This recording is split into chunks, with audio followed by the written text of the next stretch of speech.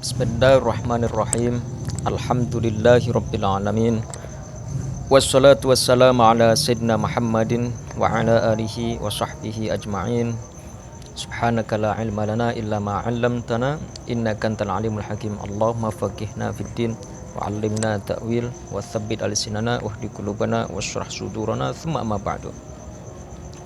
Kita melanjutkan kajian dan muhasabah kita dalam kitab Al-Hikam Ibnu Athaillah As-Sakandari.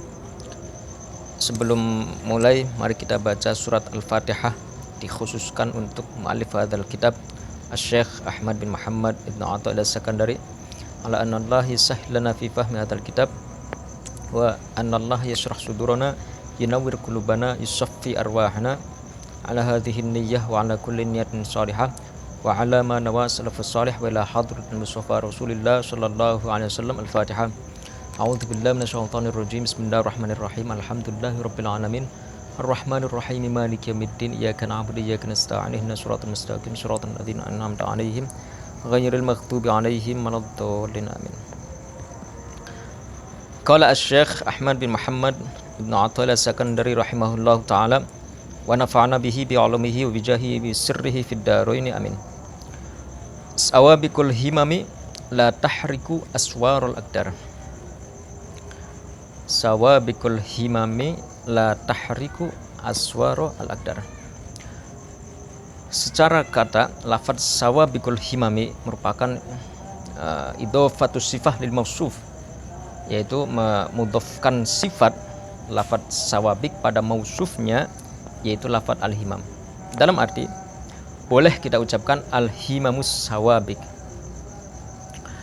Al-himam sendiri merupakan jamak dari lafaz himmah yang boleh kita artikan sebagai spirit, semangat ataupun tekad ya. Dan as-sawabik dimana al-qawiyah awil aliyah, dalam arti tekad yang kuat ataupun semangat yang menggebu, atau boleh juga kerja keras. La tahriku aswarul aqdar.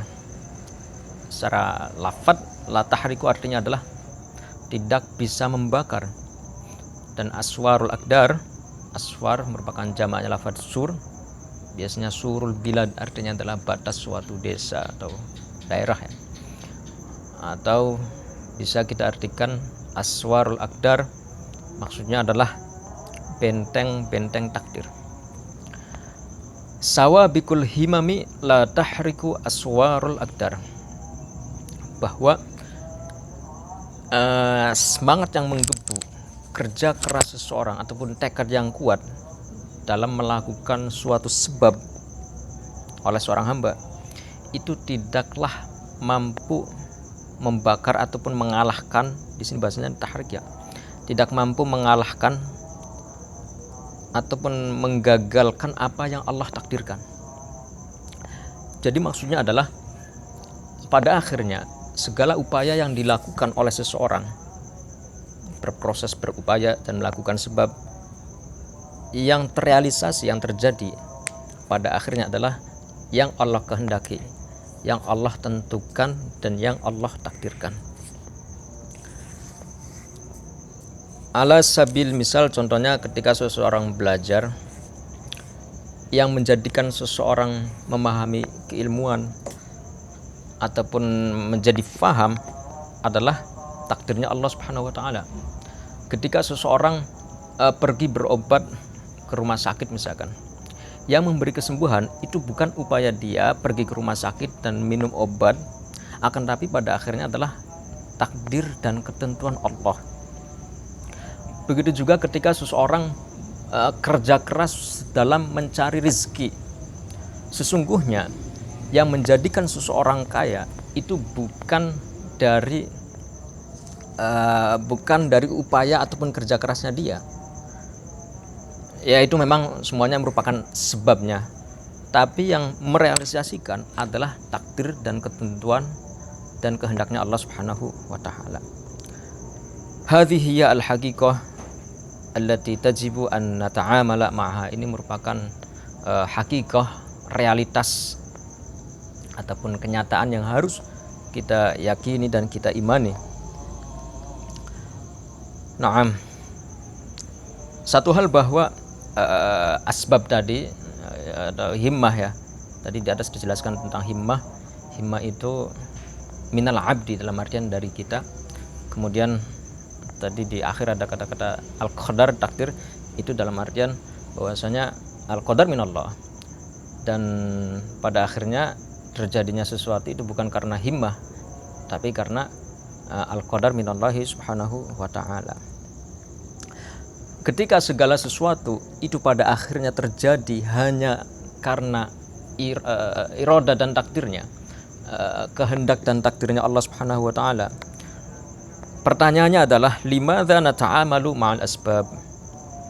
Untuk apa kita melakukan suatu sebab, berproses ataupun berupaya?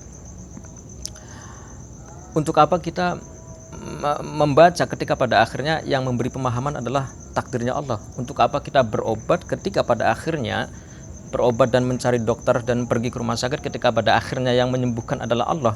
Untuk apa kita bekerja keras ketika pada akhirnya semua itu tidak menentukan? Yang menentukan kaya ataupun rezeki yang melimpah adalah Allah subhanahu wa ta'ala.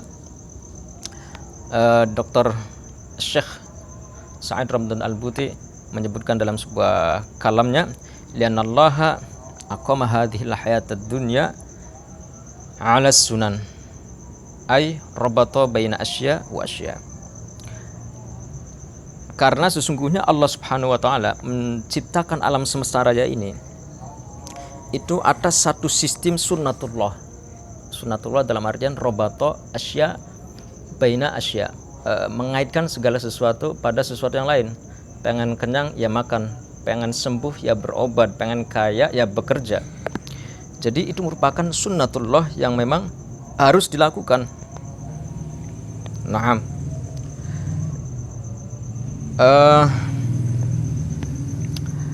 Wa minal adab ma'allahi an tahtarima sunnatahu al-kauniyah wa nizamahu al-kauni.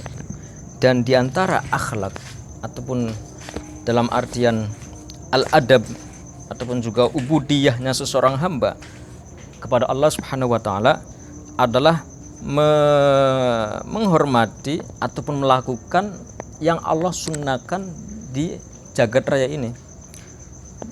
Jadi kita tetap harus melakukan sebab, berupaya dan kerja keras untuk melakukan apa yang kita tuju, meskipun pada akhirnya yang menentukan, yang merealisasikan adalah ketentuan dan takdirnya.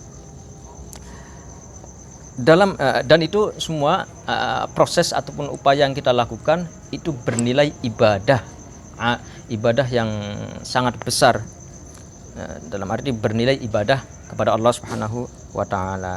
Dalam arti ketika kita tidak melakukan sebab, misalkan kita pengen kenyang tapi tidak mau makan, ya dia telah melanggar sunnatullah yang memang Allah kehendaki, yang memang Allah ciptakan alam semesta raya ini itu atas satu sistem tadi, sunnatullah. Ketika seseorang mengingkari, berpaling dari sunnatullah yang memang Allah kehendaki, maka dia faqad yusiul adab ma'allahi subhanahu wa ta'ala. Jadi pada akhirnya jadi sejatinya kita memang harus melakukan sebab, meskipun hasilnya yang kita tuju itu pada akhirnya Allah lah yang mentakdirkan. Ini yang harus kita yakini dan kita fahami dengan baik.